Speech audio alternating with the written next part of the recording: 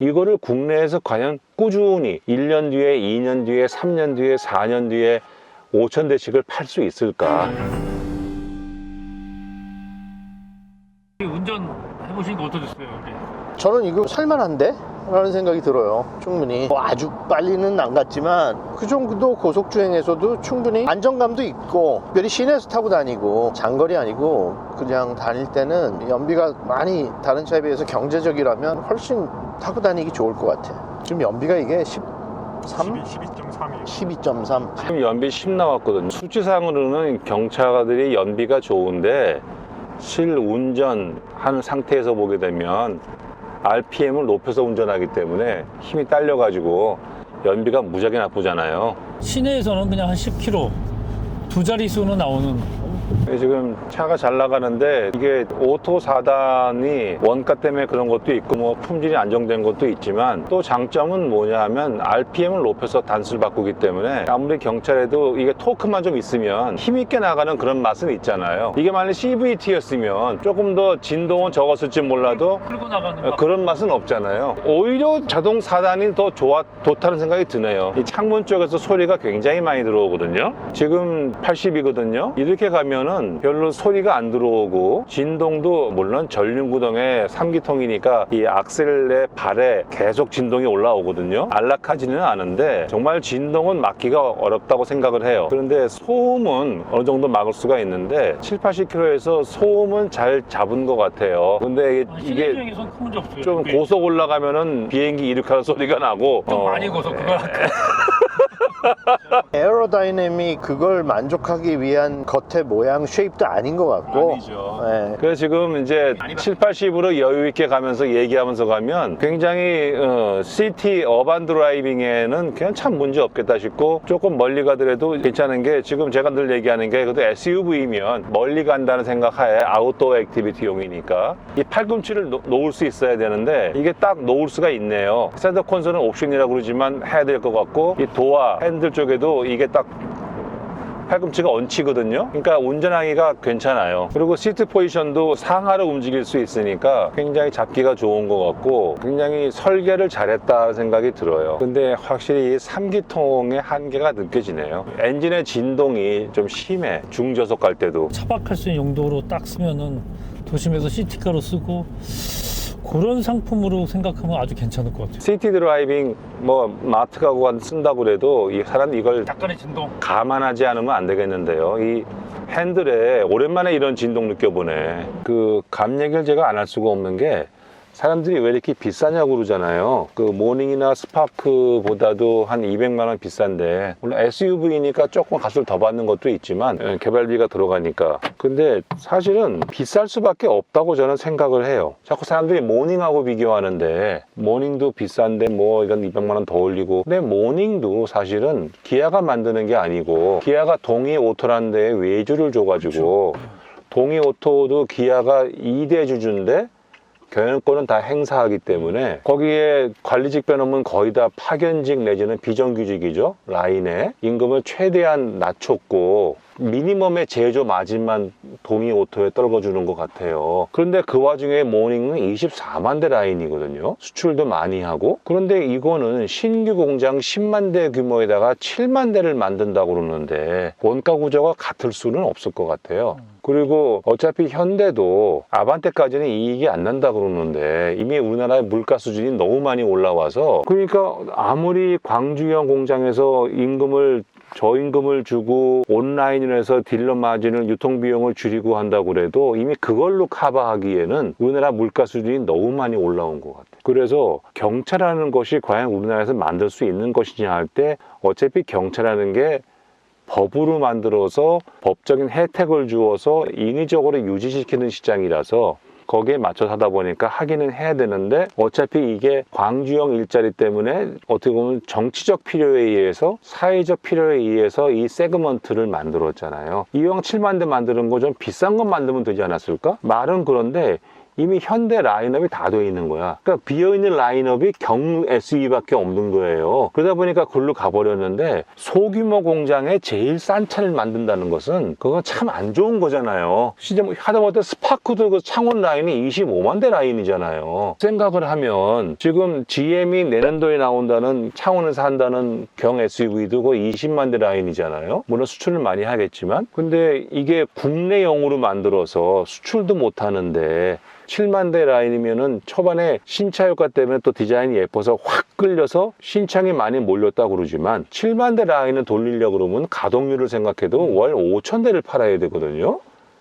이거를 국내에서 과연 꾸준히 1년 뒤에, 2년 뒤에, 3년 뒤에, 4년 뒤에 5천 대씩을 팔 수 있을까? 당연히 수출을 하겠죠 일단. 예, 물론 밴도 나온다고 그래요. 전기차도 나온다고. 300 전기차 나온다고 그러고 그렇지만 월 5천 대를 유지하기가 정말 쉽지 않을 거예요. 그러면 수출을 어디에 할 수 있겠느냐? 미국 쪽에 시승기나 그러니까 리뷰 같은 거 나온 거 보면 캐스퍼 얘기가 많아요. 하나같이 하는 얘기가 울트라 미니 컴팩트 SUV인데 폼 팩터라는 말을 해요. 폼 팩터. 그건 새로운 스타일 나왔다는 거죠. 새로운 폼이. 그러니까 그건 좋은데 미국에서는 못 팔 것 같다. Too small. 이미 배뉴가 미니멈이라고 그러는데 더구나 스즈키 사무라이니 뭐 사이드킥이 너무 작아서 안 팔렸다 철수했잖아요. 미국은 못 나간다 이거예요. 그러면 후진국을 나가느냐? 못 나가. 원가가 안 맞아. 그러면 결국 어떻게 되느냐? 유럽밖에 없어요. 근데 유럽은 A 세그먼트의 승용차가 있잖아요. 이미 현대가 i10을 팔고 있어. 인도에서 만들어갖고. i10이 이거보다 전장이 10mm가 짧아요. 그리고 엔진도 1리터고 마력도 비슷하고 폭스바겐이 업이 3.6m예요. 폭은 약간 넓지만. 그렇죠. 우리 경차 규격은 안 맞죠. 그러니까 A 세그먼트가 있기 때문에 A 세그먼트의 SUV로서 들어가면 물론 뒤를 또 3명 앉게 해야 되고 그런 건 있겠지만 어느 정도의 시장은 있지 않을까. 그러나 그는 가격도 문제가 되겠죠. 유럽 가서 온라인 판매를 할 수 있을지 모르겠는데 딜러 마진 20% 주고 모으기 시작하면 과연 수출은 남을 것인가. 그러니까 여러 가지로 참 어려운 차가 나왔다고 저는 생각을 해요. 그래서 과연 롱텀 바이어빌리티 장기적으로 과연 이 세그먼트가 살아남을 수 있을까? 내지는 광주형 공장을 돌릴 수가 있을까? 저는 가능성은 반반이라고 봐요. 결국은 처음으로 현대기아차 중에 온라인으로 100% 판매해서 딜리버리를 하는 그 활용법을 아마 이제 다른 나라도 쓰지 않을까. 그렇게라도 하지 않으면 그러면 또 유럽의 현대 딜러들은 가만히 있을까? 뭐 좀 그런 것 여러 가지 문제가 있겠으나 이게 상당히 획기적인 차이인 거는 분명해요. 어차피 이게 현대가 2002년도에 아토스를 단종한 다음에 20년 만에 나오는 경차 세그먼트고 국내 최초의 경 SUV이고 국내 최초로 온라인 판매를 하고 또 어떤 국내 최초로 정치적 사회적 필요에 의해서 인위적으로는 만들어진 모델이라는 여러 가지 의미가 있어요.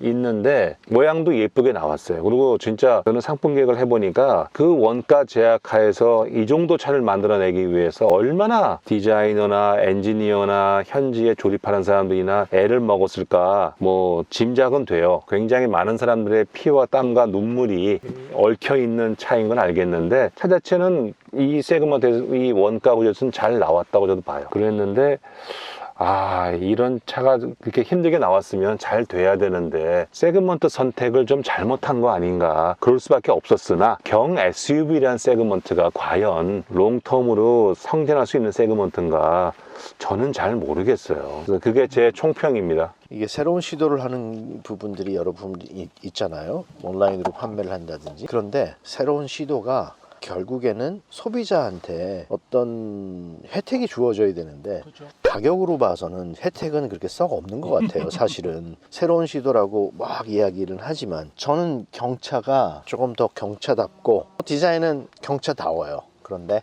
또 연비도 조금 더 경차다웠으면 그리고 사실은 정말 난 우리나라에서도 시내에서 큰 차를 한 사람만 타고 다니는 거 이건 굉장한 좀 낭비인데 이렇게 작은 차 많이 연비가 더 좋고 여러 가지 면에서 경제적이고 값도 저렴하고 하다면 이런 경차는 사실은 더 늘어났으면 좋겠다는 생각이 드는 그런 차예요. 그래서 이 차를 보면서 옛날에 그 뉴욕 트리플렛 했던 그 차들 그게 생각도 나고 현대가 거의 제 느낌에는 할 수도 없고 안 할 수도 없는 차였었지 않았나. 앞으로 경차가 더 늘어났으면 합니다. 힘들겠지만 네, 뭐 여러 가지로 힘들 거예요. 그렇지만 정말 잘 생각해 보면 원가를 훨씬 더 줄일 수도 있거든요. 이 차도 보면은 없는 게 없잖아요. 없는 거 없이 다 있어요, 옵션이. 기본적으로 불필요한 것들을 빼고 정말 경차다운 타고 다닐 수 있는, 장보러 다닐 수 있고 시내에서 얼마든지 돌아다닐 수 있는 그런 차가 있었으면 하는 생각이. 우리나라 자동차 문화가 유럽 같지 않아서, 유럽은 그 제일 이태리 가보면 제일 작은 그 칭키첸토나 그 보면 기본 모델은 라디오도 없잖아요.